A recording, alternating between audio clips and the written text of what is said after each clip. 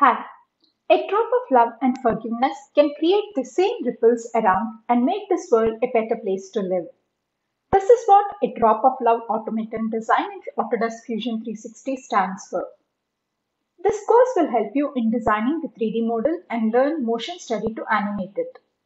You can be a newbie without any prior knowledge of CAD software.